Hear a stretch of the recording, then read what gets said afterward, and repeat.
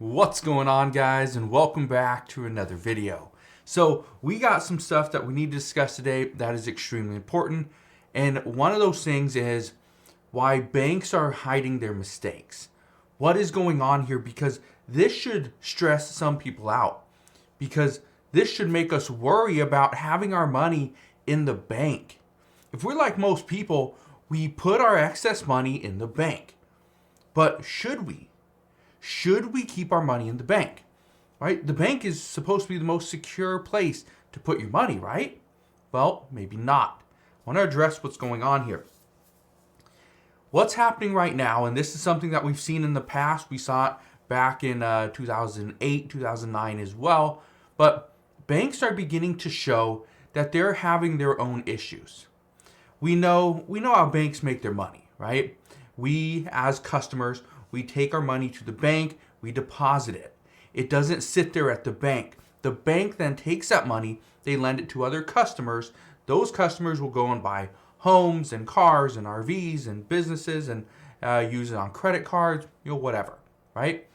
Or the bank invests the money themselves, right? This is what they do. And one of the ways they do this is through something called a mortgage-backed security. Now, I'm not going to get into a lot of details of what a mortgage-backed security. You may have heard this in the past. A mortgage-backed security, MBS, right? This is what partially caused the housing crash of 2008. Okay. Now, what has been happening lately is mortgage-backed securities are being held on the balance sheets of banks. Why? They're struggling to sell them. Simply because investors don't want to buy a mortgage-backed security right now. And why would they?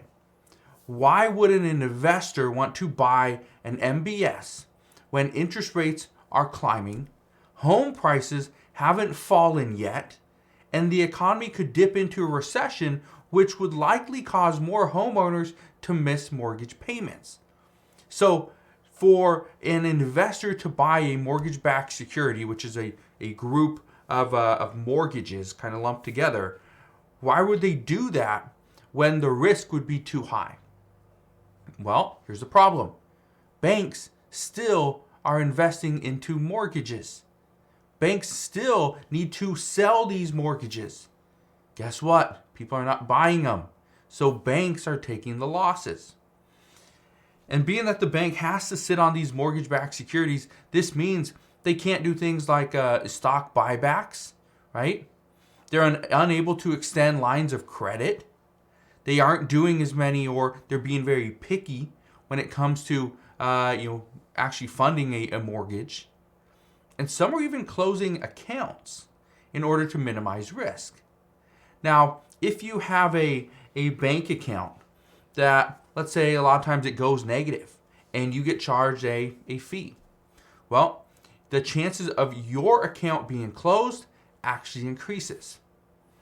Let's say you have a credit card that a lot of times it gets, or in the past, it has hit the high. You pretty much reach the limit.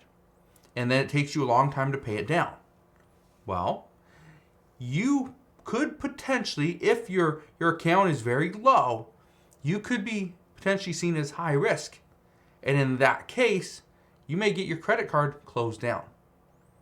Not because you want to, because the bank says you're too risky, we're done with you. Now, just to give you an idea of where things are currently at, according to the IMF, the International Monetary Fund, they say that they're estimating that the large U.S. banks and European banks back in 2008 for the financial crisis, that we lost about $1 trillion in toxic assets and bad loans. Just this time, just right now in this past quarter, the four major banks in the U.S., not talking about any European banks, the four banks, this is Bank of America, Citigroup, JPMorgan, and Wells Fargo, those four, they have all seen combined unrealized losses climb to roughly $17 billion. Okay, in regards to mortgage-backed securities. Now, this is a long ways from $1 trillion in losses that they received back in 2008, well, them and other banks. But Why haven't we heard much about these, right? It's actually pretty simple. Banks are trying to hide their mistakes. Banks don't want us knowing what is happening because this will cause the American people to have less faith in the banking system. I can tell you, for me personally, I don't have a lot of faith in our banking system right now because of everything that's going on. Not just what's going on with the US dollar, the US economy, other economies, but also with crypto. And obviously the housing market, that plays a big role in this. But, and I want you to keep this in mind, a bank is a business. They're there to make money. Sometimes they don't do a great job at that, but that is their goal, to make money. Now, I want to read you a statement from JPMorgan CEO Jamie Dimon. He said, "We don't want to be locked into something we think will get worse and not take a chance to buy something that we think will get better." But even so, JPMorgan's unrealized losses on mortgage-backed securities in their available for sale portfolio. Again, this is stuff they are trying to sell. Available for sale portfolio. This was $7.4 billion. Okay, these are their unrealized losses in the most recent quarter. Now, this is after they transferred $73.2 billion of investment securities from their available for sale portfolio to their held to maturity portfolio. Now, why would they do this? Well, JP Morgan's CEO, Jamie Dimon, he's got on record multiple times saying that everything should be for sale, not held to maturity. But he just said, we don't want to be locked into something we think will get worse and not take a chance to buy something we think will be better. But at the same time, why would they keep almost $80 billion in their available for sale portfolio when they are struggling to just sell what they have? Yeah, they're struggling to sell it. Nobody wants to buy it. That is a huge, huge issue. When nobody's buying the one thing that you're selling, guess what? Your business could go under. We could see a bankruptcy, right? But this just goes to show that banks are not in a position that they once were.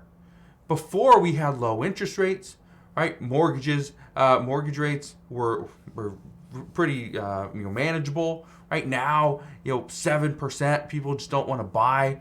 The housing market hasn't crashed like some people were expecting. Some people are losing their jobs, so they can't afford to go and buy a home. Homes are just insanely expensive anyway. When the median home price is over $400,000, yeah, that's crazy. That is crazy. Now, here's the other thing. Rising rates are obviously causing a lot of issues, but so is the capital requirements that are changing. This is causing banks to keep more money in their reserves, which means they cannot go out and lend more money. Have to hold on to it. But guess what this also means? You go to the bank and you ask for, I want $50,000. I want to go flaunt it. I want to go to the casino, right? I want to go buy something, but I don't use cash. The bank in most cases would be like, no, can't do that. We don't got that kind of money. Because guess what? The bank not only can't give you the money that, or all the money that they have at their bank, they have to have so much just as a precaution, right? They have to have a reserve. This is causing banks to try and make moves. And for some, they're really unable to make any moves necessary at this time. But their goal right now is to avoid these billion-dollar losses. That is what's happening. So when you go to the bank and you ask for money, you may not get it. Okay? You just may not get it. It's not because the bank doesn't have it. It's because the bank can't give it to you because they have other restrictions. Again, what has happened over the past couple of years is banks have had to, or got their rules changed multiple times. But the big thing that's happening now is they're starting to go back to normal. Going back to normal as interest rates on homes are going up, right? And the Federal Reserve is raising rates. this is potentially going to cause a lot of issues, a lot of losses, a lot of disaster. So again, just wanted to fill you in on what's going on. Banks right now, they're trying not to show everything, right? This is missing mainstream media, so we're not seeing this.